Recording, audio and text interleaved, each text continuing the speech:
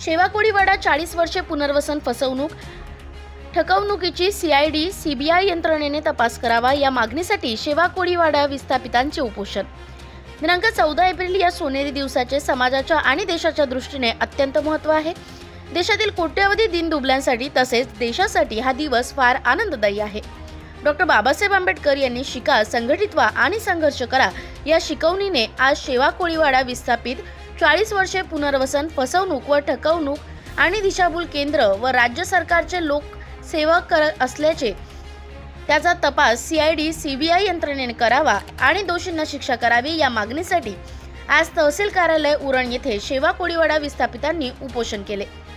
माननीय पोलीस उपनिरीक्षक सागरी मोरा पोलीस ठाणे यांनी विस्थापितांनी शासनाने पुनर्वसनासाठी दिलेल्या 17 हेक्टर जमिनीपैकी 15 हेक्टर जमीन वन विभागाला देणाऱ्या लोकसेवकावर केलेल्या लेखी तक्रारीबाबत दिनांक 13/1/2025 रोजी माननीय तहसीलदार उरण यांच्याकडे अहवाल मागितला होता। त्याप्रमाणे तहसीलदार उरण यांनी दिनांक 15/1/2025 रोजी माननीय पोलीस उपनिरीक्षक सागरी पोलीस ठाणे यांना दिलेल्या अहवालात माननीय जिल्हाधिकारी रायगड यांना एनसीपीटी प्रकल्प विस्थापित शेवा कोळीवाडा गावातील शेतकरी बिगर शेतकरी 256 कुटुंबाचे मौजे बोरीपाखडी उरण येथे 17 हेक्टर जमिनीत शासनाच्या मापदंडाने पुनर्वसन मंजूर केले होते। मौजे बोरीपाखडी उरण येथील 17 हेक्टर जमीन संपादन केली होती। त्या जमिनीवर माननीय सहाय्यक संचालक नगर रचनाकर अलिबाग यांनी शासनाचे मापदंडाने दिनांक 8/8/1985 रोजी नकाशा शेतकरी बिगर शेतकरी 256 कुटुंबांची आखणी केलेली होती। जेएनपीए व्यवस्थापनाने 16,90,000 फंड दिला होता। त्या रकमेत माननीय तहसीलदार जिल्हाधिकारी यांनी सन 1986 साली 17 हेक्टर जमिनीपैकी 2 हेक्टर जमीन विकसित केली होती। उर्वरित शिल्लक राहिलेली 15 हेक्टर जमीन शेतजमिनीच्या समुद्राच्या भरती ओहोटीच्या क्रियेने बांध बंदस्ती तुटून त्या जमिनीत समुद्राचे पाणी आत असल्याने प्रवाहासोबत वाहून आलेल्या कांदळाच्या झाडाच्या बिया नैसर्गिक क्रियेने रुजून आज कांदळवन झाले आहे।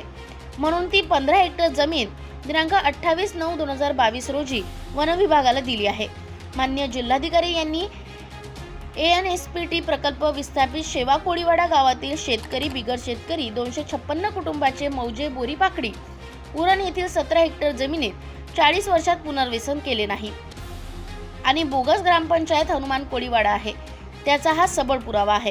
त्यामुळे शेवा कोळीवाडा विस्थापित नागरिकांना न्याय मिळावा, त्यांच्या मागण्या मान्य करण्यात याव्या यासाठी विस्थापित हनुमान कोळीवाडा तर्फे उरण तहसील कार्यालयासमोर डॉक्टर बाबासाहेब आंबेडकर जयंती दिनी संविधान कायद्याची आठवण करून देत होत असलेल्या अन्यायाच्या निषेधार्थ उपोषण करण्यात आले।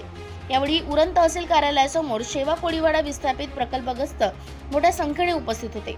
शेवा कोळीवाडा विस्थापित प्रकल्पग्रस्तांच्या मागण्या संदर्भात व उपोषण संदर्भात माननीय मुख्य व गृहमंत्री, माननीय राज्यपाल, माननीय मुख्य न्यायमूर्ती, उच्च न्यायालय, माननीय लोक आयुक्त, माननीय महसूल मंत्री इत्यादींनी माननीय तहसीलदार उरण यांच्याद्वारे निवेदन देण्यात आले।